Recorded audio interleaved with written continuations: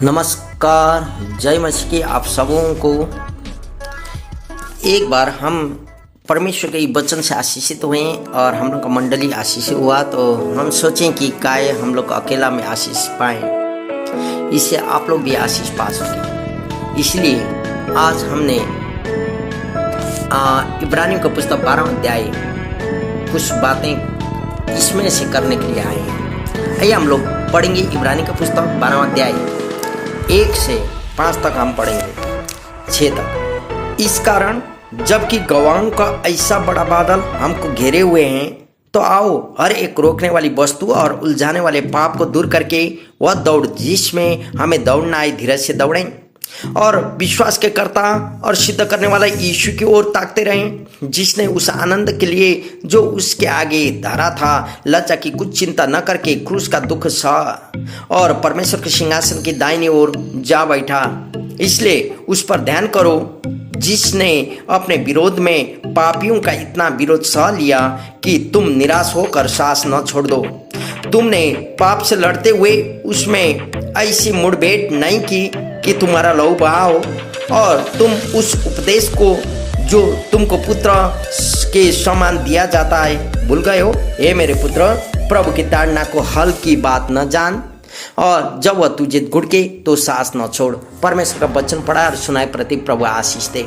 मेरे प्रियो, हम लोग यहाँ पढ़ रहे हैं एक पद में कि गवाहों का बड़ा बादल हम लोग को घेरते रखा हुआ है। पुराना नियम में हम लोग जानते हैं कि जब हम लोग इसका सर्वेक्षण को देखेंगे और बहुत सारी पुस्तकों को देखेंगे, तो हम लोग जानते हैं कि पूर्व सदियों में जिन लोगों ने अपने जाति के परमेश्वर की विजय हेतु दौड़ा दिया था ना, उनकी विशाल भीड़ चारों ओर, वही विशाल भीड़ों से चारों ओर घिरे हुए हम लोग पाते हैं। उस समय का परिस्थिति देखना है तो, और जो बिना सांस दिए दिलचस्पी से नई जन्म कलीसियाओं के आरंभिक युद्ध को देख रहे हैं। दौड़ने वालों को अपने निशाने पर आंखों लगाने उत्साहित किया जाता है और अपने प्रत्येक मांसपेशियों और नसों को जीतने के हेतु थकाना है। ये तो हो गया उस समय का, हम जब परिकल्पना करते हैं वर्तमान में रह के उस समय का परिस्थिति को, क्योंकि उनके दुख भोग से निराश नहीं होना इन लोगों को था। इन लोगों को ताड़ना की वह साधना जिसके कारण परमेश्वर के संत सिद्ध होते थे, वो उन लोगों के जीवन में आता था। वो तो उस समय की परिस्थिति वर्तमान में रहकर हम लोग देख सकते हैं उस समय। लेकिन आज हमने इस सब्जेक्ट को शीर्षक दिए पिता का ताड़ना। मेरे प्रियो, यहाँ बोलता है एक पद में गवाहों का बड़ा बादल। हमने बोले ना उस समय देखना है तो जहाँ भी लोग इधर उधर, ये पौल इस समय इब्रानी का लेखक जब लिख रहे थे तब तक हम लोग जानते हैं कि इधर उधर वही जो लोग जानते थे परमेश्वर का आश्चर्य कर्म को बारे में सुने थे, जानते थे, देखते थे, उन लोगों के बीच में लिखा गया था, जहाँ भी वही लोग थे। लेकिन आज आके हम लोग देखना है तो ये गवाहों का बड़ा बादल क्या है। गवाहों का बड़ा बादल यह है कि आपको आपका पास्टर ने बुला के आप मंडली में नहीं गए, आपको आपका अगुआ ने बुला के आप मंडल में नहीं गए, किसी के द्वारा आप प्रभु के बारे में सुन लिए और आप मंडली को खोजते हुए, संगति को खोजते हुए संगति में संगठित हो गए और आपने सुने। आपका गवाही अलग है, दूसरा का गवाही अलग है, तीसरा का गवाही अलग है। कोई भाई बोल रहा था कि मैं हॉस्पिटल में थे और उस समय परमेश्वर का दास लोग गए और मेरे लिए प्रार्थना किए, उन लोगों का प्रेम देखते हुए मंडली में आए। कोई बहन बोल रही थी मेरा माता पिता का विश्वास को देखते हुए मैं प्रभु में बचे। हर एक लोगों का अपना अपना गवाही है। हम लोग जानते हैं ये गवाही एक दूसरे को अलग अलग होता है, लेकिन परमेश्वर ने किया हुआ कार्यों को हम लोग जानते हैं। प्रभु ने मेरे लिए यह किया, वो किया बोल के, यही गवाही इधर भी हम लोग वही सुनने को मिलता, उधर भी सुनने को मिलता। पहला का समय में जो लोग इधर उधर होते थे, लोगों को मिलते थे, वैसा ही अभी हम लोग गवाही को सुनते हैं। वो बादल के समान आप और मुझे घेर के रखा है मेरे प्रियो। लेकिन यहाँ परमेश्वर का वचन बोलता और एक रोकने वाली वस्तु और उलझाने वाले पाप को दूर करके वह दौड़े जिसे हमें दौड़ना है बोलता। मेरे प्रियो, आपका विश्वास को रोकने वाली वस्तु क्या है आप जानते हैं। आपको विश्वास को रोकने वाली वस्तु, छी ऐसा धर्म लिया, छी वैसा चीज लिया, आपको बोलता है ना लोग, छी छी दूर दूर। हो सके यही आपको आपका विश्वास को रोकने वाली वस्तु बन गया है। हो सके आपका व्यापार बिजनेस का चलता है, आप संगति जा नहीं सकते, विश्वास में आगे बढ़ नहीं सकते, ये हो सकता है। आपका बाल बच्चा या आपका नौकरी, आपका जब कोई भी चीज ऐसा विश्वास को रोकने वाली है, कोई वस्तु है, तो उसको दूर करने का है यहाँ परमेश्वर का वचन कह रहा है। और उलझाने वाले पाप को दूर करके, उलझाने वाला पाप क्या है?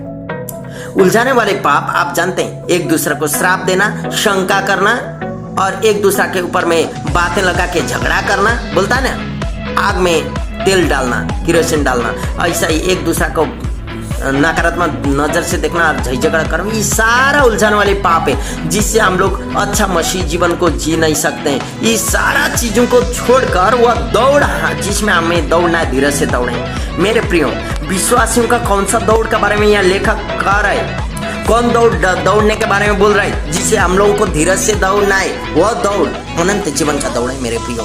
वह दौड़ उद्धार का दौड़ है मेरे प्रियो, जिसे हम लोग को दौड़ना है। हमारा पैर फिसलना नहीं चाहिए। हम लोग जानते हैं हम लोगों को अनंत जीवन हम ही लोगों का है। हम लोगों को मरने के बाद भी अनंत जीवन हम लोग प्रवेश करेंगे। जिंदा और मुर्दा का न्याय करने वाला प्रभु यीशु आप और मेरे जीवन अनंत जीवन देंगे। इस जीवन उदार आने जीवन अनंत जीवन बोल के परमेश्वर का वचन जानता है। मेरे प्रियो, आप और मैंने विश्वास किया हुआ प्रभु, ये नश्वर शरीर हम लोग मर जाएंगे, यहाँ तो जलाए या दफनाए कोई मतलब नहीं, राख होगा या मिट्टी, लेकिन आत्मा कभी नहीं मरता। जो आत्मा हम लोग को उद्धार पा चुका होता वो अनंत जीवन। ये दौड़ने के लिए उलझाने वाली पाप और रोकने वाली हर एक बाधाओं को दूर करते हुए हम लोग को यू दौड़ को दौड़ना होगा। 2 पद बोलता, विश्वास के कर्ता यीशु को देखें। हालेलुया। मेरे प्रियो, आप और मेरा विश्वास शुरू करने वाला क्या पास्टर थे, अगुआ थे, फादर थे? कोई नहीं था, लेकिन यीशु को देखते हुए हम लोग ने अपना विश्वास को और गाढ़ा किए। यीशु को देखते हुए हम लोग आगे बढ़ रहे हैं। वह यीशु को देखने के लिए कहा, क्योंकि यीशु हम लोग का गुरु होते हुए 3 पद यहाँ बोलता, सुनिए हम पढ़, इसलिए उस पर ध्यान करो जिसने अपने विरोध में पापियों का इतना विरोध सह लिया कि तुम निराश होकर सांस न छोड़ दो। हालेलुया। मेरे प्रियो, दूसरा वचन में बोलता है कि पापियों के लिए यीशु पाप बनाए, आप और मैं सांस न छोड़ो बोलते हुए उसने सारा चीज सह लिया है बोल के परमेश्वर का वचन बोलता।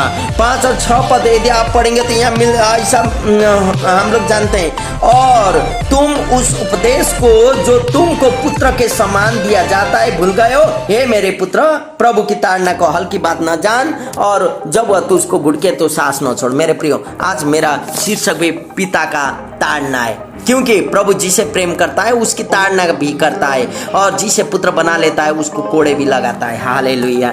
मेरे प्रियो, प्रभु जिसको प्यार करता है उसको ताड़ना देता है। यहाँ परमेश्वर का वचन बोलता, और पिता जिसको प्यार करता है उसको समझा। गाँव में या मोहल्ला में पापा हम लोग को क्यों, शारीरिक पापा क्यों हम लोग को डांटते हैं, क्यों पीटते हैं? क्योंकि हम लोग बुरा कार्य को छोड़ के अच्छा रास्ता में आए बोल के। लेकिन उस वचन कहता है संबंधित समय के लिए होता है। वैसा है पिता या परमेश्वर तो और हम लोगों को प्यार करता है, इसलिए हर एक चीज, क्योंकि 7 पद में बोलता हर एक चीज हमारे जीवन में आता है। तुम दुखों को ताड़ना समझ कर सह लो। हालेलुया। मेरे प्रियो, कई बार हमारे पास भी फोन आता है, हम इतना प्रार्थना करती हूँ या करता हूँ, हम टाइट ऑफरिंग मंडली में देते रहता हूँ या रहती हूँ, हम दुआ करते हूँ, फास्टिंग बैठते हूँ, तो भी मेरे जीवन में क्यों ऐसा होता है? मेरा परिवार बीमार क्यों आता है? आपद विपद क्यों, चिंता क्यों होता है? लोगों का सवाल रहता है, मेरे पास भी आता है। उन लोगों को मैं यही बोलते हैं, हर एक यहाँ परमेश्वर वचन, हर एक दुख को ताड़ना समझ कर सहन करना चाहिए। मेरे प्रियो, क्योंकि परमेश्वर तुम्हें पुत्र जानकर तुम्हारे साथ बर्ताव करता है। बोलता वह कौन सा पुत्र है जिसकी ताड़ना पिता नहीं करता? मेरे प्रियो, पिता हम लोग को ताड़ना इसलिए देता ताकि हम लोग प्रभु में और नजीक हों, और नजीक। इसलिए तो यहाँ दुख को ताड़ना समझकर सह लो बोलता। आप पर मुझे सहन करना होगा, वह चीजों को आप पर मुझे ग्रहण करना होगा, मान लेना होगा। सही में ईश्वर जिसको प्यार करता है उसको ताड़ना देता है मेरे प्रियो। इसलिए तो यहाँ बोलता शारीरिक बाप संबंधित टाइम के लिए, निर्धारित किए हुए टाइम के लिए हम लोग को ताड़ना देता है। टीनेजर में हम लोग बच्चे को डांटते हैं, ऊपर उससे बढ़ने के बाद हम लोग डांट नहीं पाते, क्योंकि वो लोग बड़े होते हैं, जिम्मेवारी अपना आता है। लेकिन स्वर्गीय पिता तो आत्मिकता के लिए वो और हम लोग को ताड़ना और हम लोग आगे बढ़े बोलता है। ईश्वर की महिमा आप पर मेरे जीवन से होते रहता है। प्रभु की ताड़ना को हल्की बात न जान, वह जब तुझे घुड़के तो सांस न छोड़। और यहाँ बोलता 6 पद, क्योंकि प्रभु जिससे प्रेम करता है उसकी ताड़ना भी करता है, और जिसे पुत्र बना लेता है उसके कोड़े भी लगाता है। हालेलुया। प्रभु जिसको प्यार करता है उसी को ताड़ना देता है। मेरे प्रिय, प्रभु की ताड़ना लोगों का ताड़ना जैसा नहीं होता। यहाँ बोलता वचन जिससे प्रभु प्यार करता है उसी को ताड़ना देता। ताड़ना क्यों? ताकि हम लोग और अच्छा से रहें, हम लोग का इसलिए ना आपत्तें विपत्तें अपने लोग हमारा अगेंस्ट में खड़े रहता है। क्यों ये ताड़ना? क्यों परमेश्वर में हम लोग प्रार्थना नहीं करते हैं? करते हुए ये चीज आता है। जो प्रार्थना नहीं करते उसके लिए कुछ नहीं समान है, लेकिन आप पर हम लोग प्रार्थना करते हैं और समस्या आता है। क्यों? क्योंकि प्रभु हम लोग को और गाढ़ा बना के लेना चाहता है और स्ट्रांग बना के लेके जाने चाहता है। हालेलुया। इसलिए यहाँ बोलता उसकी ताड़ना में सांस नहीं छोड़ना बोलता और आगे बढ़ते रहना ताकि हम लोग और आशीषित पाए बोलता है। 7 पद पढ़िए। 7 पद क्या बोलता है? तुम दुख को ताड़ना समझकर सहन लो। हालेलुया। यहाँ थोड़ा रुकिए। दुख को ताड़ना समझ के सहन लेना बोलता है। दुख क्या? यही है जो आप और हम सहन कर रहे हैं अपने लोगों से किया हुआ चीजों को, इसको ताड़ना समझकर सहन कर लो। परमेश्वर तुम्हें पुत्र या पुत्री जानकर तुम्हारे साथ वार्तालाप करता है। वह कौन सा पुत्र है? जिसका ताड़ना पिता नहीं, वो जिसका ताड़ना पिता नहीं करता। वैसा बेटा आप याद कीजिए, जो बेटा को पापा छोटा में ताड़ना नहीं किया गलत करने का टाइम में, बड़ा बनकर वो बेटा नहीं रहता। अधिकांश समय यही है घटना। इसलिए पापा लोग एक थप्पड़ क्यों मारता, क्यों डांटता? क्योंकि हम लोग अच्छे रास्ता में, शारीरिक पिता होते हुए वैसा करता, तो आत्मिक पिता भी तो हम लोग को ताड़ना देता है। तो यहाँ यही वचन बोलता दुख हम लोग को क्यों देता है प्रभु? प्रार्थना करते हुए। क्यों? क्योंकि हम और सास न छोड़ें और उसके साथ नजीक बनते जाएं। और इसलिए तो यहाँ बोलता नीचे 8वां पद, यदि वह ताड़ना जिसके भागी सब होते हैं तुम्हारी नहीं हुई तो तुम पुत्र नहीं पर व्यभिचार की संतान ठहरे हो। यदि पापा हमको डांटता नहीं गलती करने से भी, कुछ करने से भी, तब तो वो पापा नहीं है। व्यभिचार से पैदा हुआ बच्चा है बोलता है। दूसरा का बच्चा को तो डांट नहीं ना सकेगा। मोहल्ला में जाके हम डांटेंगे रोहित को जैसा दूसरा को बोलेंगे नहीं? क्यों? क्योंकि अपना बच्चा अपना होता, हम लोग बोल सकते हैं ताकि अच्छा हो। दूसरा आके मेरा बच्चा जो हो तुझे क्या मतलब बोल देगा तो हम लोग को प्रॉब्लम ना होगा। इसलिए यहाँ बोलता यदि डांटता नहीं तो वो तो व्यभिचार का बच्चा है। डांटना ही है ताकि अच्छा रास्ता में पकड़े। बोल के डांटने का मतलब अच्छा है ठीक है टाइम में जाके मारना, डांटना नहीं। गलत का टाइम में जुआ खेलते, ताश खेलते, क्या बोलते धूम्रपान खींचते, कुछ करते, किसी को डांटते, श्राप देते, देखेंगे भाई बहन में तो उस समय डांटना पड़ेगा बाध्यता होके, क्योंकि यहाँ वचन वही कहता है। और क्यों?